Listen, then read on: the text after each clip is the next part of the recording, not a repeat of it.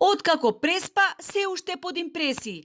36 часа по средбата со струшкиот градоначалник, вице-премиерот за борба против корупција и криминал Николовски на социјалната мрежа Facebook обзнани дека со Рамис Мерко ќе го спроведувал планот за борба против корупцијата, кој се однесувал и на локалните самоуправи. Ова предизвика лавина реакции и на социјалните мрежи. Ако сериозно мислите дека имаме меморија од ден и пол, дека чавка ни го испила паметот и дека се што ќе смислите може да ви помине, вакво подценување на народот немало досега. Нели ти е страм вакви објави да пишуваш? Настрана политика, човекот со години отворено ви кажува дека не ве регистрира. Јаде 30.000 евра народни пари по кафани, си купува коли од 100.000 евра, а ти за корупција и планови зборуваш. Не можам да прифатам дека до толку си без кичма. Ние имаме само уништувачки менталитет.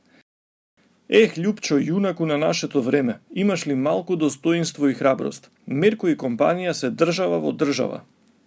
Ова се само дел од коментарите на социјалните мрежи. Наместо струшкиот градоначалник да одговори каде сред пандемија се гоштевал и кога потрошил 27.500 евра во една година, а близу 78.000 евра во период од 2018 до 2020, средбата со вице-премиерот подсетува на онаа народната: отишол овчарот кај волкот и му рекол: немој да ми ги јадеш овците, а волкот му ветил дека нема. И ова е коментар извлечен од статусот на Николовски, каде граѓаните покрај трошењето на народните пари ги интересира и друго. Веројатно сте зборувале и колку функционерски дивоградби ќе легализирате, а за палењето на трските разговаравте ли? За сотреното со дивоградби и крајбрежје. Тоа нели е корупција, Љупчо? За дивите депонии и ѓубрето разговаравте ли? А за дипломите на универзитетот? Можност да ги поставиме овие прашања не добија ниту новинарите, бидејќи не беа информирани за средбата меѓу Мерко и Николовски.